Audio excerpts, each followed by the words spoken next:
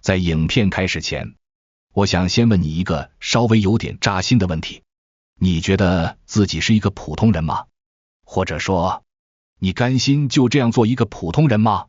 经常有人在后台问我，作为没有任何背景资源的普通人，我们到底应该怎么应对这个充满了不确定性的未来？听到这个问题，我的心情其实是很复杂的，因为我的回答可能会冒犯到一部分人，但为了说真话，我必须告诉你，这个世界根本就没有所谓的普通人，是我们自己活生生的把自己逼成了普通人，甚至可以说，是我们主动选择了普通，选择了平庸，然后又反过来抱怨这个世界不给我们机会。欢迎来到财商思维，带你洞察人性真相，重构底层逻辑。今天这一期视频可能有点长，也有点深刻，我们将避开那些枯燥的理论，真正深入到人性和社会的机理之中，去探讨3个关乎命运的核心命题。在这个极度内卷的时代，赚钱为什么越来越难？我们到底该向外求还是向内求？以及我们该如何在这个被算法和焦虑裹挟的世界里，找到自己安身立命的根本？如果你不想在未来的3到5年里像浮萍一样随波逐流，请务必静下心来，订阅我的频道，把这期视频看完。这不仅仅是一次认知的升级，更是一次灵魂的拷问。我们到底该怎么找到自己的使命和价值？这是我被问到最多的问题，没有之一。很多人终其一生都在忙忙碌碌，却不知道自己为了什么而忙。答案其实并不在外面，也很简单，就是2个字：内观。所谓内观，就是向内观看，觉察自己。但这说起来容易，做起来极难。在这个信息爆炸的时代，我们的感官每天都被无数的短视频、直播、热搜轰炸。我们的眼睛在看屏幕，耳朵在听噪音，嘴巴在聊八卦，唯独没有时间留给自己的内心。当你学会内观，你才能慢慢觉察到，什么才是你真正想要的，什么只是社会强加给你的欲望。乔布斯当年为了发明苹果手机，为了追求那种极致的简约和美感，他曾长期的进行内观和禅定。他需要屏蔽掉外界所有嘈杂的声音，不管是专家的建议还是市场的调研，他通通不听，他只听从自己内心的直觉。所以当我们对人生感到困惑，面临重大选择的时候，不要张嘴就去问别人，不要问你的父母，不要问你的朋友，甚至不要问所谓的专家，因为没有人比你更了解你自己，也没有人能为你的选择承担后果。你要先在内心安安静静地问一下自己。在这个喧嚣的时代，提出好问题往往比找到标准答案更重要。向外寻找答案只能解决一时的问题，向内寻求自己的问题才能解决一世的迷茫。回到开始的话题，为什么我说没有普通人？哲学家莱布尼茨说过，这个世界上没有完全一样的2片叶子，连叶子都如此，何况是人？每个人都是独一无二的孤品，我们的基因、我们的经历、我们的思考方式都是不可复制的，关键就看你能不能发现自己的不普通之处。很多时候，我们觉得自己普通，是因为我们总是拿自己的短板去碰别人的长板，我们总是试图在一个标准化的模子里活成别人期待的样子。其实我们能出生在这个时代本身就是一件非常幸福的事。虽然我们常说内卷，但你回望历史，现在的社会，个人的舞台是前所未有的广阔。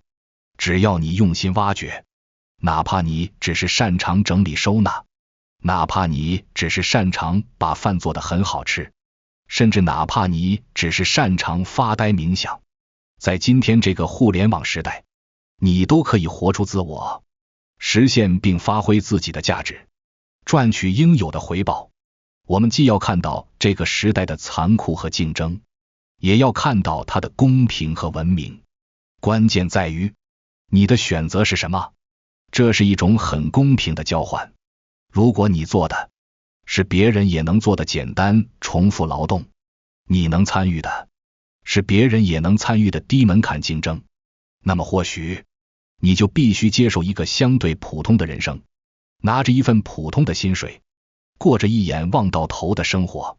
但如果你想过不普通的生活，你想拥有更多的财富和自由，你就必须去忍受那些普通人不能忍受的日子，去做那些不普通的事。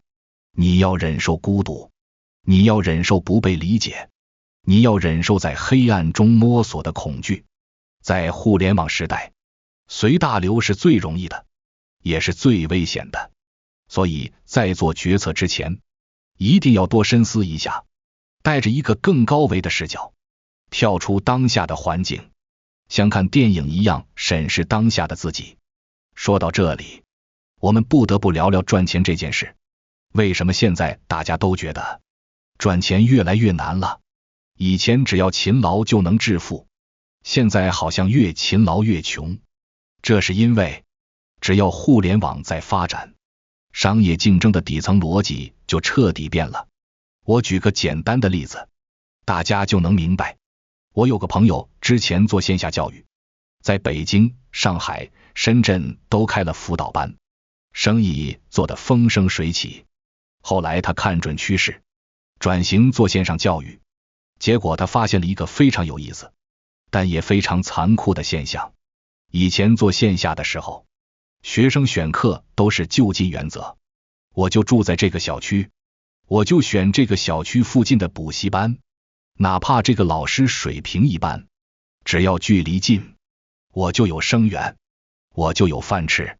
这就给了很多中等水平的老师生存空间。但是当所有课程都搬到线上以后，物理距离消失了，学生在家里点点鼠标，就可以选择全中国甚至全世界最好的老师。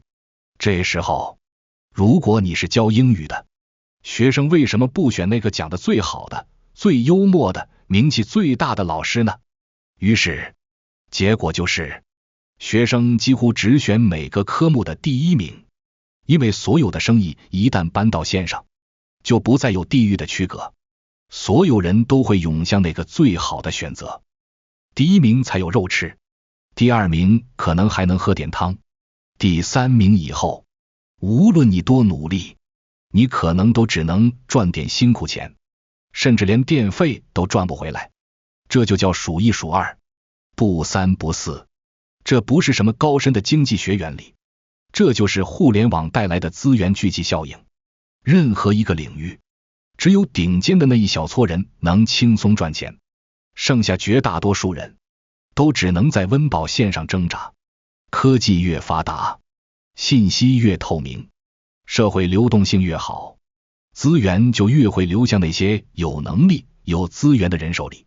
强者会越来越强，弱者如果没有特色，生存空间会被极度挤压。只要社会在进步，这种两极分化的现象一定会越来越严重。这听起来很绝望，但这就是现实。认清现实是我们突围的第一步。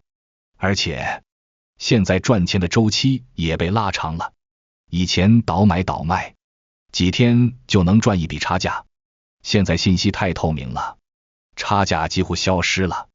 我们要想赚钱，必须创造实实在在的价值。中国人常说，善有善报，恶有恶报，不是不报，时候未到。什么是时候？周期就是时候。这句话的核心思想是，你创造的每一份价值，总有一天会回报给你，但这个回报往往不是及时的，它可能需要1年、3年，甚至10年。你审视的周期越长，你会发现社会越公平，凡事付出必有回报。但如果你给自己的周期很短，今天付出，明天就想看到钱，你会发现社会处处不公平，处处是坑。所以我给大家一个建议，既然赚快钱的机会越来越少，风险越来越大，我们不如沉下心来，把自己的周期放长一点，给自己一个3年的视角，来考虑当下我应该干什么。不要问这件事明天能不能赚钱，要问这件事3年后能给我带来什么积累。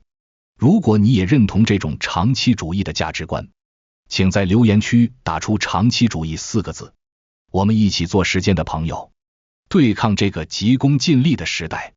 面对这样的未来，人生大概有2条出路，一条是外求，一条是内求。从现在开始，外求的人会越来越难，而内求的人路会越走越宽。什么是外求？就是把希望寄托在别人身上，寄托在公司、平台、运气甚至政策上。一旦外界环境变化，比如公司裁员、行业洗牌，你就彻底慌了。什么是内求？就是牢记自己的中心点和价值点，让外界的工具和平台都为我所用。无论我在哪里，无论用什么工具，我的核心价值都在。你是主体，其他都是客体。什么样的人可以更坦然地活着？就是那些主体感很强的人，他们知道自己是谁，要去哪里，外界的风浪只是他们冲浪的波涛。什么样的人会一直在漂泊，很焦虑？就是那些没有主体感的人，他们像一片树叶，风往哪里吹，就往哪里飘。接下来，为了帮大家建立这种主体感，我要提出3个非常底层的问题。只要把这3个问题搞清楚了，你的认知会瞬间提高几个层次。第一个问题，知道难还是做到难？如果你问100个人，99个人会说做到难。第二个问题，提出问题重要还是解决问题重要？大多数人会说解决问题重要。第3个问题，觉察难还是改变难？大多数人会说改变难。这就是大多数人的认知，也是大多数人平庸的原因。这3个简单的回答，恰恰可能是我们认知升级最大的障碍。我们来逐一分析，到底知道难还是做到难？我们常说道理我都懂，就是做不到。真的是这样吗？王阳明讲知行合一，只要一个人认为自己知道了，但他没去做，或者做不到，那说明他往往还不知道，或者只是一知半解。因为知道的最高境界是不知道自己知道。这听起来像绕口令，我举个例子你就明白了。真正知道怎么开车的人，他不会一边开一边想我现在该踩离合了，我现在该挂档了。他就像刘翔跨栏，姚明投篮，李小龙出拳的那一瞬间，动作已经成为一种本能，一种下意识的一气呵成的流畅行为。这种知识已经长在了他的肌肉记忆里，融化在他的血液里。如果一定要把他们的动作拆分，那就是刻意而为，不叫本能了。所以真知即是行，不行即未知。知道就是做到，做到就是知道，二者是完全统一的。很多人只是记住了别人成功的技术，背下来几句口诀，然后刻意去模仿。这样的人充其量是2流的学生，并没有真正得到真传。所以不要再说做到难，是因为你还不知道。关于提出问题和解决问题，爱因斯坦曾经说过，如果给我1小时拯救世界，我会花55分钟去思考问题所在，只花5分钟去解决它。在这个时代，解决问题的方法随处可见，搜索引擎、AI 都能帮你解决。但是能精准地发现问题，提出一个好问题，才是稀缺的能力。因为问题本身就指明了方向。关于觉察和改变，很多人想改变坏习惯，却屡屡失败。是因为他们根本没有觉察到坏习惯的触发机制是什么。一旦你深深地觉察到了自己的模式，觉察到了自己的情绪起伏，改变往往就在那一瞬间自然发生了。觉察就是那道照进黑暗房间的光，光进来了，黑暗自然就消散了。那么基于这些认知，未来我们该怎么办？首先，在越来越细分的领域里成为第一。以前我们说360行，行行出状元，未来在互联网的放大下，可能是36000行，甚至36万行。你不需要在全中国都出名，你只需要在一个极小的细分领域，比如专门教人怎么把字写好看，或者专门研究某一种多肉植物。只要你在某个细分领域形成核心优势，有信心超过这个领域 99% 的人，你再去做生意，才有机会赢者通吃。同时，我们要清醒地看到，未来3到5年，社会竞争还会越来越激烈，直到把所有人都逼着去内求。只要我们还可以靠运气、靠风口野蛮生长，我们就永远不会想去内求，去打磨自己的真本事。只有整个社会都内求了，大家都在比拼真正的价值，社会才能更加文明，更加务实。那么，那些不愿改变、只想躺平的人会怎样呢？他们也会活得非常舒服。这就是现代文明的底线。刷刷短视频，看看直播，叫叫外卖，廉价的娱乐唾手可得，也能挺开心。但这种开心是多巴胺的狂欢，是消耗性的。他们就像宠物一样，被这个时代精心设计的算法和奶头乐所豢养。这也是一种活法，我们也要尊重，毕竟人各有志。但请你夜深人静的时候问问自己，这是你来这个世界走一遭真正想要的活法吗？中国文化讲到最后，其实就是2个字：空性。这不是让你出家，而是让你在这个复杂的商业社会里保持清醒。空性就是佛家讲的无我，道家讲的无为，儒家讲的中庸。这里的无为不是躺在床上什么都不干，而是无我之后的行为。当一个人做事没有自己的傲慢、偏见和立场，完全只按照事物的客观规律去做事，顺势而为，这就是无为，也是最大的有为。而商业的本质是什么呢？说得通透一点，就是看清真相，然后制造幻想。你有没有想过，其实所谓的割韭菜，本质上是一场人性的共谋，必须要有2个角色，一个是一心只想赚快钱、不劳而获的人，还要有一个利用这种贪婪去收割的人，两者缺一不可。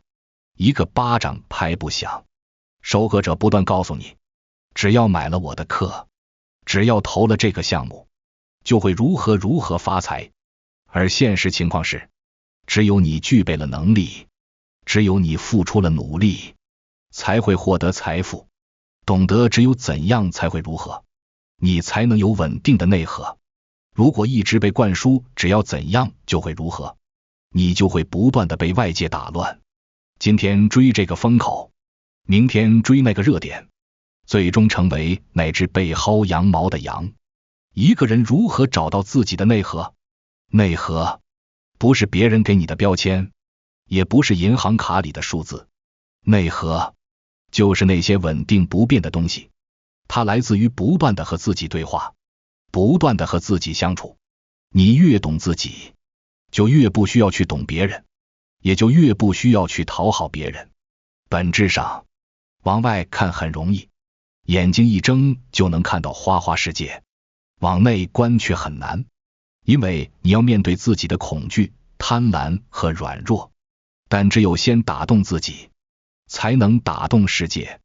就像写文章，好文章的关键不来自华丽的词藻和技巧，而来自写作者的智慧、真情和强烈的表达欲。最后，送给大家2句话，作为今天视频的结尾。第一，获取知识的能力比知识本身更重要。知识是死的，会过时，但获取知识的能力是活的，能让你永远年轻。第二，你自身的确定性可以抵抗世界的不确定性。无论外界风雨多大，只要你内心稳了，你的世界就稳了。